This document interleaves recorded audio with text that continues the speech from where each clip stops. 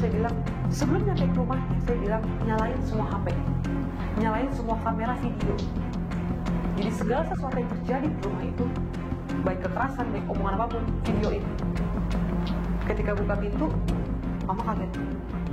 Loh, kok kamu udah pulang, Ferdi? Dan ketika saya membuka pintu, saya melihat laki-laki yang ada di foto yang dibilang pacar mama tersebut tidak memakai baju, tidak berbusana dari ujung kepala hingga ujung kaki, benar-benar tidak memakai baju, tidak memakai celana apapun.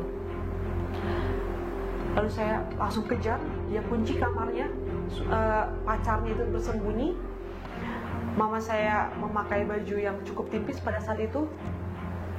Lalu saya teriak-teriak, buka pintunya, buka pintunya. Adik saya laki-laki dobrak-dobrak, dia marah banget. Dia cukup marah, dia marah. Shalom saudara yang dikasihi Tuhan Yesus. Sebelum memulai video ini, tolong bantu subscribe channel ini dengan cara klik tombol merah bertulisan subscribe. Mari kita sama-sama mewarnai dan memuliakan nama Tuhan di media sosial. Saya hitung sampai 3 ya. 3, 2, 1. Terima kasih. Tuhan Yesus memberkati. Selamat menonton.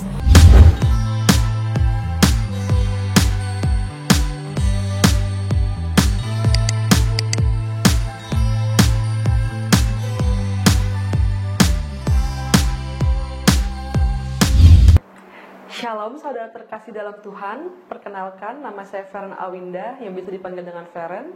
Pada saat ini saya berusia 22 tahun dan saya terlahir dari keluarga yang non-Kristen. Singkat cerita, saya ingin menceritakan sedikit kisah hidup saya mengenai perjalanan hidup saya selama mengikuti Yesus. Karena saya berawal dari keluarga yang non-Kristen, pertama kali saya mengenal Yesus itu ketika saya masih kecil, di mana saya bersekolah di sekolah Katolik di daerah Jakarta Barat, yang notabene sekolah Katolik tersebut adalah sekolah yang mengajarkan tentang kasih Yesus. Jadi saya merasa bahwa Tuhan sudah memilih saya sejak saya kecil. Singkat cerita, ketika saya SMP kelas 2, papa saya mengantar kakaknya yang pada saat itu sedang sakit ke gereja. Karena pada saat itu beliau sebelum meninggal memesan kepada papa saya yang merupakan adiknya untuk ketika dia meninggal ingin dimakamkan secara Kristen. Kemudian karena papa saya orangnya keras, orangnya tegas, saya melihat perubahan papa saya yang begitu luar biasa, yang darinya keras menjadi sangat lembut kepada anak-anaknya. Lalu akhirnya saya meminta kepada papa saya, boleh nggak kalau saya ikut ke gereja bersama papa. Namun pada saat itu papa saya melarang karena mama saya mulai curiga kepada papa saya yang bukan hanya mengantar kakaknya ke gereja, namun juga ikut beribadah. Sekitar 1 tahun kami ngumpet-ngumpet, kami bersembunyi dari ibu saya, kami beribadah dari pagi hingga jam 12 siang. Kami selalu ngumpet-ngumpet dengan alasan kami ingin berolahraga. Sekitar saya kelas SMP kelas 3, papa mama saya ribut. Mereka berantem, mereka bertengkar, di mana mama saya menemukan SMS dari teman papa saya. Dan ketika papa saya bilang, puji Tuhan bang, mengikuti Yesus adalah keputusanku, walau pada akhirnya harus dicerai oleh istri. Mama saya membaca pada malam itu juga, akhirnya mama saya memutuskan untuk bercerai. Mama saya bilang, malam ini juga kita bercerai. Saya akan mengurus kepercayaan kami, kita berdua. Pada saat itu saya hanya bisa menangis, tidak bisa berkata apa-apa, karena kalau boleh saya bercerita tentang keluarga saya. Sebelum adanya perceraian, keluarga saya cukup harmonis, cukup keluarga yang dekat dan akrab, walaupun pendidikan ke anak-anaknya keras. Lalu orang tua saya bercerai. Awalnya berjalan seperti biasa saja. Tidak ada hal yang aneh dari tingkah laku mama saya, sikap mama saya. Sampai akhirnya ketika salah satu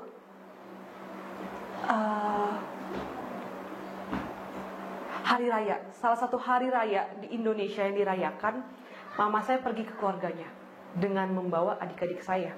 Kebetulan adik saya ada 2, laki-laki dan perempuan. Mama saya bilang, Mami mau ngerayain hari raya tersebut bersama adik-adik, dengan kakak-kakaknya di daerah Jawa Barat. Saya tidak ada curiga, saya biasa saja awalnya. Namun yang saya tidak perhatikan adalah ternyata mama saya membawa begitu banyak baju, pakaian, celana, dan semuanya, termasuk kendaraan pun dibawa. Saya bingung, kenapa? Sampai akhirnya saya bilang ke papa ketika waktu itu, pada saat pagi itu papa saya sedang berolahraga di luar rumah. Ketika pulang saya bilang, Pi, mami gak ada. Mami katanya mau ngerayain hari raya sama kakak-kakaknya. Lalu papa saya bilang, hah, yang bener kok nggak ada ngomong, nggak ada berbicara apa-apa. Sampai akhirnya sebulan, 2 bulan mama saya nggak pernah kembali. Dihubungi tidak bisa, dan semua keluarganya menutup akses kami untuk bertemu. Papa saya cukup depresi pada saat itu karena papa saya sangat dekat terhadap adik saya paling kecil, yaitu Felisa. Lalu beriringnya waktu, ternyata ketika pada saat itu kenaikan kelas adik saya, di mana adik saya dari TK naik ke kelas 1 SD, kemudian adik saya dari kelas 5 naik ke kelas 6 SD, adik saya yang laki-laki bernama Ferdi. Ketika kami ingin mengurus ke sekolahnya, ternyata kami mendapatkan informasi dari sekolah bahwa kedua adik saya sudah dipindahkan oleh ibu saya dengan beralasan pindah domisili. Kami di situ di sekolah itu hanya bisa nangis. Kami jerit-jeritan, dilihat sama orang bingung. Ini orang kenapa? Tapi kami cukup depresi pada situ. Kita nangis, kejar, sampai akhirnya kami minta alamat sekolahnya. Dan ternyata alamat sekolah itu berada di luar Pulau Jawa, ada di daerah Sumatera. Akhirnya hari itu juga saya dan bapak saya mengejar sampai ke Pulau Sumatera tersebut. Kami mencari, namun nggak ketemu. Papa saya hanya bisa menangis, nggak bisa tidur, nggak mau makan, karena ditinggal anak yang disayanginya. Orang tua mana yang nggak sayang sama anak? Papa saya sangat depresi pada saat itu, dan saya hanya bisa menguatkan, dan papa saya cuma bisa berdoa, Tuhan kasih saya kekuatan. Malam itu kami nggak bisa menemukan sekolah tersebut, kami sangat tidak tahu daerah Sumatera tersebut, hingga akhirnya papa saya ditolong oleh seorang anak di pagi harinya, keesokan harinya. Ditolong oleh seorang anak, papa saya bertanya, Dek, permisi, apakah adik tahu sekolah ini di mana? Dan adik tersebut bilang, saya tahu om, saya tahu tempatnya, mari saya antar. Diantarlah kami ke sana.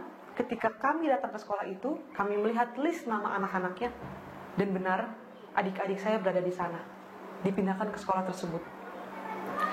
Singkat cerita, kami sempat berpikir jahat, di mana kami ingin menculik kembali adik-adik saya. Ya walaupun memang adik-adik saya dibawa oleh mamanya, mama kandungnya, mama saya, namun dengan membawa lari tanpa kabar, menghapus semua kontak, kami menganggap itu seperti penculikan. Akhirnya kami berpikir kami akan menculik kembali. Tapi seperti disadarkan Tuhan bahwa jalanku bukan kayak gitu, bukan seperti itu. Akan kukasih kamu jalan yang terbaik kelak. Akhirnya kami benar-benar gak bisa berhubungan sama sekali hingga cukup lama, sangat lama. Papa udah mulai mengikhlaskan, dan papa, walaupun mengikhlaskan, papa tetap ada pikirannya terlalu berat. Jadi papa saya hanya menghabiskan waktunya dengan membaca Alkitab. Lalu kalau lagi sendirian menangis, hanya bisa pelayanan, menghabiskan waktunya di gereja. Tapi justru ketika papa saya merasa kesepian, seperti Tuhan semakin memberikan kekuatan, hingga akhirnya papa saya berani bangkit kembali. Dan justru saudara-saudara seiman yang berada di Kristen dan di banyak-banyak gereja mendukung kami. Dan bahkan kami merasa seperti lebih daripada saudara. Hari kami menyadari bahwa kami gak sendirian. Kami percaya bahwa Tuhan ada. Lalu penderitaan yang saya alami ketika orang tua bercerai adalah mama saya membuang saya. Mama saya tahu saya masuk Kristen. Mama saya bilang, lu mati aja, lu bukan anak gue lagi. Lu anggap lu gak punya nyokap, lu gak punya emak, dan gue anggap lu mati. Anakku cuma 2. Anak pertama gue Ferdi, dan anak kedua gue Felisa. Dan benar, saya dicoret dari kartu keluarga, saya dibuang, saya nggak dianggap anak. Bahkan mama saya bilang ke saya, Mami malu punya anak Kristen kayak kamu. Mami malu punya anak kayak kamu. Apa kata orang? Saya dihina sama mama saya dihina sama keluarganya, saya dianggap tidak pernah lahir. Singkat cerita, akhirnya saya 17 tahun pada saat itu. Mama saya mulai kembali baik ke saya. Saya berpikir, oh puji Tuhan, mama saya mulai kembali untuk mau membuat hubungan jadi kembali baik lagi antara ibu dan anak. Namun ternyata bukan karena ingin berhubungan baik. Ketika saya ingin membuat KTP, mama saya bertanya, agama kamu apa? Kamu buat apa? Non-Kristen atau Kristen? Saya nggak berani jawab pada saat itu. Saya takut. Saya takut dimarahin, saya takut dihina kembali. Namun mama saya bertanya ke Pak RT dari rumah saya. Dia bilang, anak saya si Feren buat agamanya apa? Kristen, Bu. Mama saya datang ke rumah, mama saya bilang, mana KTP kamu? Mami mau lihat. Saya nggak mau kasih lihat. Dan puji Tuhannya, ketika kami sudah mengikut Tuhan, saya nggak bilang ikut Tuhan tuh selalu enak, tidak. Tapi kami merasa ketika kami ikut Tuhan Yesus, semua tercukupi, kami tidak pernah kekurangan, Tuhan selalu ada, tidak berlebih dan tidak kekurangan. Ketika mami saya bilang, kamu di Kristen kayak gimana? Saya ceritain, Tuhan tuh baik, Mam. Tapi saya nggak bilang Yesus pada saat itu. Tuhan itu baik. Tuhan itu selalu menyediakan apa yang kubutuhkan. Ketika mamiku lihat, jadi ketika perceraian itu, semua barang-barang diambil sama mama. TV, kulkas, semuanya diambil. Tapi di rumah saya pada saat itu ada banyak sekali bahan makanan yang dimana mama saya bilang, oh papi kamu banyak uang ya, dimintain aja nanti uangnya. Tapi saya bilang, enggak, aku yang beli. Mami bilang, kamu kerja di gereja ya, kamu kerja dikasih uang ya sama orang Kristen. Tapi saya bilang, enggak Mam, ini Tuhan Yesus yang kasih. Ini Tuhan Yesus yang menyediakan semuanya, biar aku gak kekurangan. Sebagai informasi, pada saat mami papi bercerai, ketika adik-adik di bawah, mami selalu beralasan kepada papi, selalu minta uang, selalu beralasan bahwa ini semua untuk anak-anak, untuk anak kamu dua itu. Kalau kamu gak kasih uang, anak kamu saya bunuh. Mending diracunin aja Ferdi Felisa. Gimana papi nggak stres? Akhirnya papi menyediakan semuanya, apapun yang papi punya, keuangan, semuanya, harta dikasih ke mami. Yang terparahnya adalah ketika saya ingin bebersih, ingin melakukan bersih-bersih, saya ingin shampoo, saya nggak mampu untuk beli shampoo. Saya kumpulin uang 100 perak di rumah untuk beli shampoo saset di warung, hanya untuk keramas. Saya bilang sama papi, anak papi bukan mereka doang, ada aku. Setidak-tidaknya aku gak perlu berlebih, cukupkan apa yang aku butuh. Aku gak butuh banyak, aku butuh shampoo, butuh odol. Kenapa semua ke mereka? Akhirnya papi sadar, papi mulai bisa membagi kasih sayang, bisa membagi waktu. Dan saya mengakui, saya sangat mengakui, pada saat orang tua bercerai, saya tidak mendapatkan kasih sayang sama sekali. Papa fokus ke sana, mama membuang saya. Saya menjadi benar-benar, seperti kata orang bilang, anak broken home. Tapi saya mengakui dan saya berprinsip bahwa saya ikut Tuhan, saya gak mau menjadi anak image broken home yang buruk tersebut. Karena saya mau menunjukkan kepada mama saya bahwa ikut Tuhan tuh gak kayak gitu. Ikut Tuhan itu menjadi anak Tuhan yang bisa memberkati orang lain. Jadi saya berprinsip bahwa anak broken home bukan berarti anak yang rusak. Justru ketika orang tua bercerai, saya tidak mendapatkan kasih sayang, saya pelayanan di sekolah minggu, saya membantu beberapa orang, saya ikut layanan sama Pak juga untuk memuliakan nama Tuhan. Seiring berjalannya waktu, saya tetap nggak dianggap sama mama. Saya hanya bisa mendoakan, saya hanya bisa nangis. Sampai akhirnya, pada saat mama saya datang ke rumah, saya pikir hanya ingin datang saja. ternyata mama mau mengambil surat rumah yang kami miliki. Kami tidak tahu. Pada saat itu mama bilang, mami mau ambil baju yang ketinggalan di rumah. Tapi ternyata tidak, mengambil surat rumah. Pada saat itu juga mama mengambil semua barang yang ada, dan papa hanya iya saja. Lalu saya bilang, aku boleh nggak ketemu adik-adik? Sekali aja aku mau ketemu sama adik-adik. Tapi mami bilang, gak bisa, nanti dipengaruhi sama kamu, gak bisa. Lalu aku marah di situ, Lalu aku marah sama mami. Akhirnya aku banting pintu di situ, aku ke kamar, aku berlutut, aku doa sama Tuhan. Tuhan, terima kasih atas segala pencobaan yang boleh aku alami. Terima kasih aku memiliki ibu seperti itu. Terima kasih aku gak boleh ketemu adik-adik. Terima kasih atas segalanya. Dan tidak lama mami ketuk pintu dan bilang, kamu mau ketemu adik-adik gak? Seketika itu juga mami luluh. Dan saya merasa, ya itu berkat Tuhan. Tuhan bisa meluluhkan hati mami. Hari kami bertemu di sana, dan adik saya sangat berubah. Seperti tidak terurus, jadi kurus, benar-benar seperti tidak diurus. Singkat cerita, seiring berjalannya waktu, mami mulai bisa membuka hatinya, mungkin karena membuka hati. Mulai membuka hatinya dengan, ya udah kamu mau ketemu anak-anak kan, bawa aja anak-anakmu. Ya bawanya sehari terpulang. Sampai akhirnya saya memiliki feeling yang cukup kuat ke keluarga. Karena saya begitu sayangnya ke keluarga. Walaupun saya dibuang, walaupun saya tidak diberikan kasih sayang, tapi kontak batin seorang anak ke orang tua itu gak pernah bisa hilang sampai kapanpun. Ada mantan suami, ada mantan istri, tapi mantan anak kan gak ada. Mantan ibu tidak ada. Saya cukup punya feeling yang kuat terhadap kedua orang tua saya.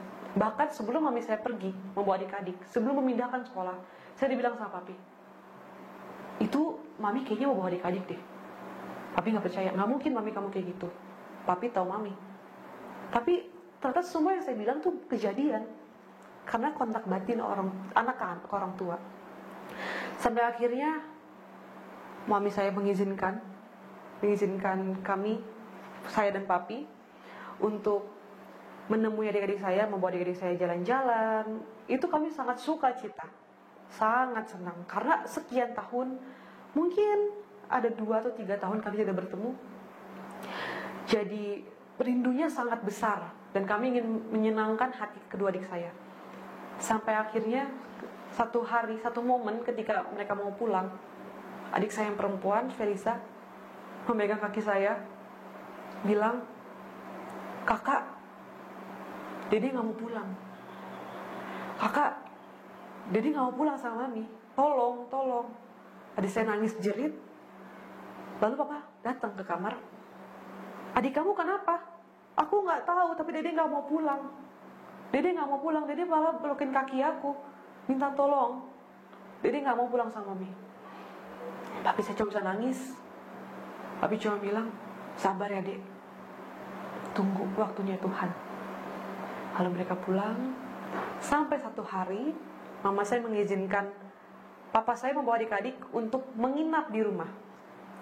Wow, bukankah satu mukjizat, di mana kami bisa bertemu susah dan perlahan bisa bertemu walau cuma 1 hari, dan akhirnya boleh menginap walau hanya 2 hari, 2 hari 1 malam. Tapi feeling seorang anak, feeling saya itu mengatakan ada sesuatu yang lain. Bukan karena hati mamiku terketuk, saya merasa ada hal yang lain. Sampai akhirnya ada teman saya bilang, Fer, nyokap lu punya pacar baru. Hah? Pacar baru? Hah? Gak tahu. Lalu aku dikasih lihat fotonya, mereka lagi berpelukan, mereka bermesraan. Hah? Saya disitu cuma bisa nangis, jerit-jeritan, karena merasakan sakit hati. Saya seperti tidak ikhlas ketika orang tua saya, salah satu orang tua saya memiliki pasangan baru. Dan saya tanya ke adik-adik saya, dan adik-adik saya gak berani jawab. Malam itu juga dengan penuh amarah, saya bilang, saya memiliki seperti punya feeling, kalian malam ini akan pulang ke rumah yang seharusnya. Sebagai informasi, ibu saya tidak pernah mengizinkan kami ke rumahnya, di rumah barunya, di mana rumah tersebut merupakan bisa dibeli, bisa dibayar karena hasil menggadaikan rumah kami yang sekarang kami tinggali. Rumah digadaikan, bila rumah di daerah Jawa Barat tersebut. Saya punya feeling ada yang aneh nih kayaknya sama Mami. Tadi saya bilang sama adik-adik saya, malam ini juga kalian pulang ke rumah. Malam ini juga pulang ke rumah kami yang seharusnya di daerah Jakarta Barat. Jadi saya bilang kalian harus pulang di rumah yang Jakarta Barat. Lalu saya bilang, si Ferdi, gimana caranya? Gimana caranya? Gak mungkin Mami izinin. Lalu saya bilang, gak tahu. Tapi aku punya feeling dan tunggu caranya Tuhan bekerja. Lalu biasanya mami saya itu akan menelpon kedua adik saya ketika sudah jam 7 malam. Kalian di mana? Kapan pulang? Tapi ini hingga jam 10 malam tidak menelpon. Lalu akhirnya kami ke daerah Jawa Barat tersebut ingin mengantar pulang. Dalam perjalanan hampir keluar pintu tol, sudah di Jawa Barat, saya bilang ke kedua adik saya, ketika Mami telepon, bilang ya, baru keluar dari rumah yang di Jakarta Barat. Oke, dibilang gitu. Benar saja, ketika kami ingin keluar pintu tol, Mami telepon, kalian di mana? Kapan pulang? Kalau pulang kasih tahu ya, dia dijemput di ruko. Dan ruko tersebut juga hasil dari penggadaian tersebut. Ruko tersebut juga papa yang menyediakan, walaupun sewa. Tapi dipikir awalnya untuk tinggal mereka, ternyata ya seperti itu. Kemudian mama telepon, adik saya bilang, enggak Mi, ini masih baru keluar rumah kok. Akhirnya sudah keluar pintu tol, sudah mendekati rumahnya. Saya punya feeling yang sangat kuat. Di mana ini pasti ada sesuatu yang aneh. Lalu saya bilang, sebelum nyampe ke rumahnya, saya bilang nyalain semua HP, nyalain semua kamera video. Jadi segala sesuatu yang terjadi di rumah itu, baik kekerasan, baik omongan apapun, videoin. Lalu HP adik saya, HP papa dinyalain semua untuk kamera video. Papa parkir mobil cukup jauh, kami mengendap-endap jalan masuk. Ketika buka pintu, mama kaget. Loh, kok kamu udah pulang, Ferdi? Dan adik saya cukup tinggi, jadi saya sembunyi di balik badannya. Dan ketika saya keluar dari badan adik saya, dari belakang adik saya, mama saya bilang, kamu kok datang juga? Mau tutup pintu, tapi posisi adik saya sudah di tengah pintu. Jadi adik saya terjepit. Lalu jadi badan saya cukup besar dibandingkan mama saya. Jadi saya lebih besar badannya, jadi kekuatan saya otomatis juga lebih besar daripada mama. Saya mendorong pintu tersebut. Dan ketika saya membuka pintu, saya melihat laki-laki yang ada di foto yang dibilang pacar mama saya tersebut tidak memakai baju, tidak berbusana dari ujung kepala hingga ujung kaki. Benar-benar tidak memakai baju, tidak memakai celana apapun. Lalu saya langsung kejar, dia kunci kamarnya, pacarnya itu bersembunyi. Mama saya memakai baju yang cukup tipis pada saat itu. Lalu saya teriak-teriak, buka pintunya, buka pintunya. Adik saya laki-laki dobrak-dobrak, dia marah banget. Dia cukup marah, dia marah banget. Ketika kami berteriak itu, papa datang. Papa bilang, ada apa, ada apa? Saya bilang, ada laki-laki di dalam, gak pakai baju. Ada laki-laki. Papa dobrak, gak bisa. Sebagai informasi juga, papa merupakan atlet. Waktu masa mudanya atlet taekwondo. Jadi saya pikir tenaganya cukup besar, namun tidak bisa dibuka juga itu pintu. Pintu tersebut tidak terbuka. Lalu saya mundur, saya memejamkan mata dan saya berdoa, Tuhan Yesus, tolong aku. Saya dobrak pakai bahu kanan dan langsung kebuka. Di situ kami melihat pacarnya lagi jongkok, menutup kepalanya, tidak memakai busana, dan mama saya langsung masuk. Kami bertengkar pada saat itu. Mama saya jambak saya dicakar, saya dipukul mukanya, ditampar. Dan pada akhirnya mama saya justru memeluk laki-laki tersebut yang keadaannya sedang tidak memakai busana. Mama saya memeluk laki-laki tersebut. Udah, jangan. Saya marah pada situ. Saya bilang, kok bela laki-laki itu bukan bela anaknya? Kenapa? Dan mama saya bilang, kamu tuh bukan siapa-siapa. Pada akhirnya mama saya memilih laki-laki tersebut. Kami membawa mereka berdua ke kantor polisi. Dan mama saya tidak ada penyesalan sama sekali. Justru ketika keluar dari kantor polisi tersebut, di depan kami bertiga anak-anak yang mama saya justru menggandeng tangan laki-laki tersebut. Ya, sakit memang. Tapi inilah jalan Tuhan yang Tuhan mau kasih lihat bahwa lihat nanti ke depannya. Kamu bukan gak akan menjadi anak yang aku terlantarkan kok. Saya percaya. Singkat cerita, saya memindahkan adik-adik saya dari Jawa Barat ke Jakarta Barat kembali. Semua persekolahannya, semua pendidikannya, semua apapun, domisili, semuanya kami pindahkan.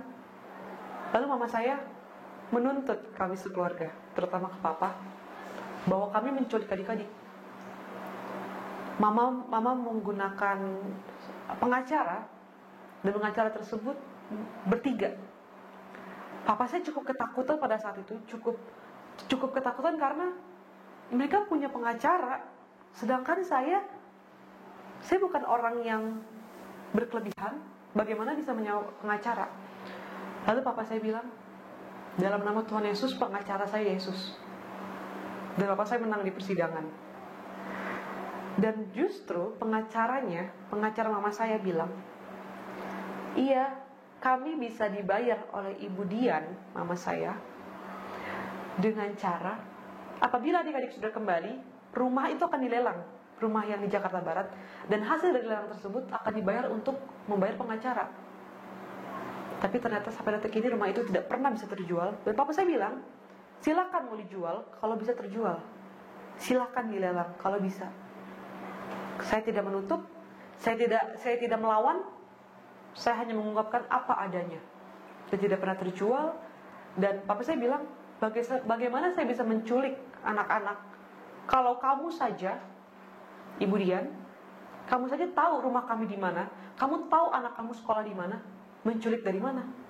Kami tidak membawa kabur, kami tidak membawa pergi keluar kota yang kamu tidak tahu. Tapi kan kamu tahu menculik dari mana?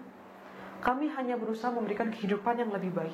Karena pada saat adik-adik saya dibawa mama saya, kehidupannya bisa dibilang cukup jauh dari kata layak. Padahal mama selalu minta uang ke papa. Bahkan yang salah satu yang tidak masuk akal bagi saya adalah untuk les adik-adik, les tambahan diminta 8 juta di daerah cukup pedalaman di Jawa Barat. Ada les 8 juta. Bapak saya percaya saja. Hingga akhirnya saya waktu itu mau melakukan gladi bersih di gereja saya untuk KKR anak sekolah minggu. Adik saya minta ikut yang perempuan. Dan ini yang luar biasa, di mana adik saya ketika meminta tersebut, saya bilang, tapi aku mau pelayanan loh.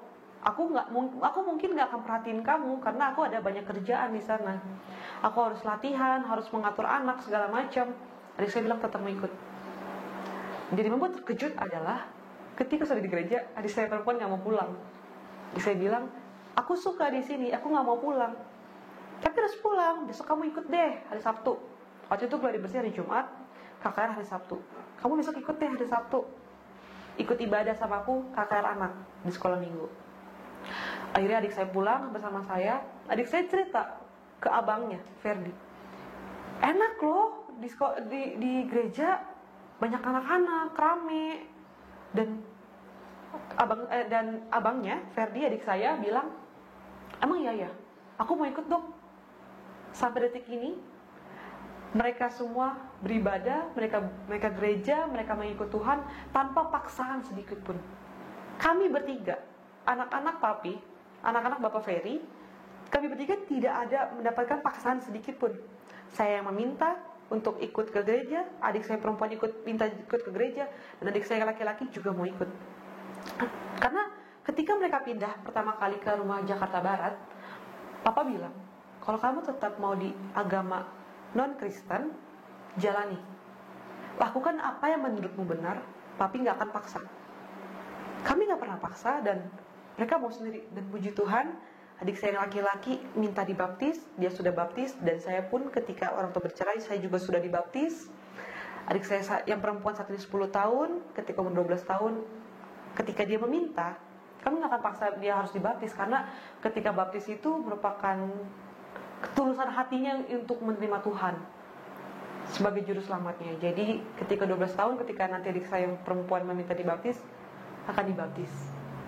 Jadi kesaksian hidup yang saya berikan memang seperti ini adanya. Dan ketika saya ke Tuhan pun, ketika awal-awal saya dibully sama teman, saya dihina sama orang tua, tapi saya nggak pernah mundur. Saya nggak pernah akan kembali. Karena sekali ikut Tuhan, nggak boleh berbalik ke belakang. Harus lihat terus ke depan dan selalu percaya bahwa Tuhan kasih jalan yang terbaik dan Tuhan tidak pernah akan meninggalkan kita. Karena Tuhan tidak membiarkan kita terjatuh hingga tergeletak. Karena tangan Tuhan selalu akan menopang, selalu akan menuntun, dan tidak akan membiarkan kita sendirian. Sekian kesaksian saya, semoga memberkati, semoga menjadi kekuatan, semoga menjadi bisa menguatkan iman saudara sekalian. Semoga Tuhan Yesus memberkati.